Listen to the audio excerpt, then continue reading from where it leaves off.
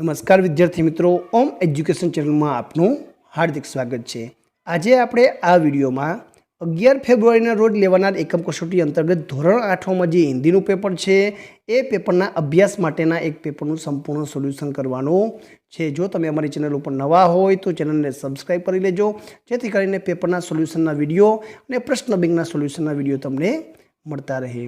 पहलो प्रश्न है, प्रश्न 1, निम्नलिखित उत्तर मिले ऐसी पहेलियों का निर्माण कीजिए। 5 मार्क में है, 2 पहेली बनावानी है।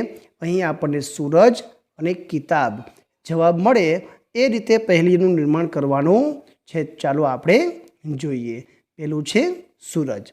प्रथम कटे तो रज बन जावुं, अंत कटे तो सूर बन जावुं, मध्य कटे तो सूज बन जावुं। तो आ शुं? तो जवाब आवशे सूरज। तो आ रीतनी पहेली निर्माण करवानुं छे। बीजू छे किताब એટલે કે પુસ્તક। ज्ञान का खजाना हूँ, ज्ञानियों का प्रिय हूँ, इतिहास विज्ञान का भंडार हूँ, सभी बातें मुझसे है मालूम। तो आनो जवाब आवशे किताब। तो आ रीतना आपणे 2 पहेलिका बनावानी छे। आगळ जोईए। प्रश्न नंबर 2 में आपेलू छे, निम्नलिखित प्रश्नों के उत्तर दीजिए। आपने अहीं 5 प्रश्नों पूछवामां आवेला छे, एनो आपणे जवाब लखवानो छे। चालो आपणे प्रश्ननुं संपूर्ण सोल्यूशन आपणे करीए। पहलो प्रश्न छे, इंसान को बांटने का क्या अर्थ है? तो जवाब आवशे इंसान को बांटने का अर्थ है कि जाति पाति रंग भेद काला गोरा से लोगों को बांटा जाता है। हमें भेदभाव नहीं करना चाहिए। सभी लोग इंसान की बाहर से देखते हैं, ना कि अंदर से। सभी इंसानों को रक्त लाल है, इसी तरह इंसान को बांटने का अर्थ है। तो आ रीतनो जवाब लखवानो छे। बीजो प्रश्न छे, कच्छ के रेगिस्तान की क्या विशेषता है? तो कच्छ के रेगिस्तान की विशेषता है कि रेगिस्तान जैसा कोई भी लक्षण नहीं है। कच्छ के रेगिस्तान को मरुभूमि भी कहते हैं। रेगिस्तान में बरसात बहुत ही कम होती है। रेगिस्तान में पानी के लिए बहुत दूर जाना पड़ता है। आगे जोईए। प्रश्न नंबर 3 है, चंदन के उदाहरण द्वारा रहीम ने क्या कहा है? तो जवाब आवशे रहीम मानते हैं कि उत्तम स्वभाव वाला व्यक्ति बुरे लोगों के साथ रहे तो भी उनसे प्रभावित नहीं होता। चंदन के पेड़ पर सांप लिपटे रहते हैं, परंतु चंदन से उन सांपों का विष व्याप्त नहीं होता। सांपों के साथ रहकर भी चंदन उसके विष से अछूता ही रहता है। इस प्रकार चंदन और भुजंग के उदाहरण द्वारा रहीम कहते हैं कि अगर व्यक्ति उत्तम कोटि का है या वह संसार में रहकर यहाँ ही बुराइयों से अलिप्त रहता है। तो आ तो जवाब। नंबर 4, समस्या आने पर हमें क्या करना चाहिए? तो समस्या आने पर हमें भयभीत नहीं होना चाहिए। शांति और धीरज से समस्या का उचित उपाय खोजना चाहिए। 5मो प्रश्न है, खड़कसी का हृदय परिवर्तन क्यों हुआ? तो विद्यार्थी तो जवाब आवशे, बाबा भारती ने खड़कसी से प्रार्थना की कि वह घोड़ा भले ही हिल जाए, पर घोड़ा हथियाने की यह घटना किसी के सामने प्रकट न करे। जिस तरह छल कपट करके उसने घोड़ा बाबा से छीना, उसे सुनकर लोग किसी गरीब पर विश्वास नहीं करेंगे।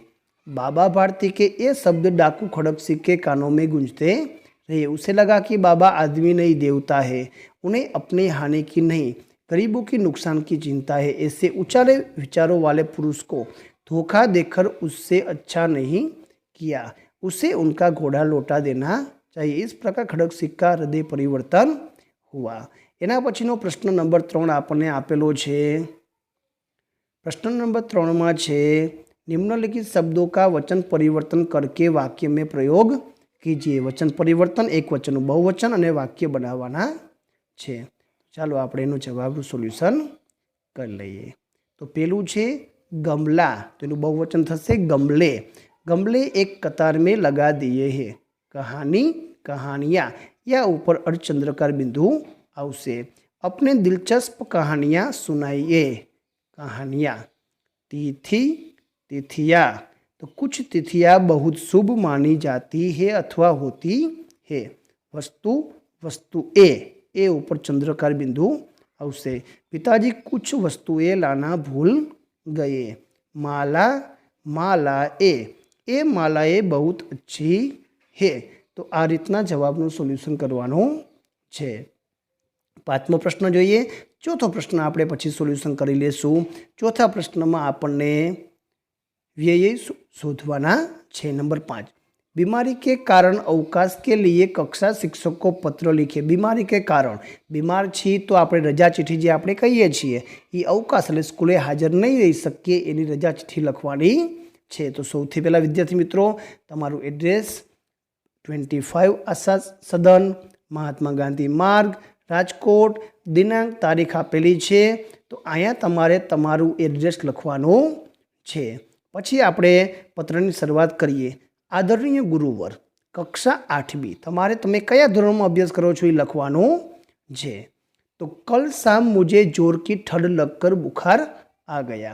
डॉक्टर को दिखाया, उन्होंने बताया कि यह मलेरिया बुखार है और इसका कुछ दिन तक ठीक ढंग से उपचार करना होगा।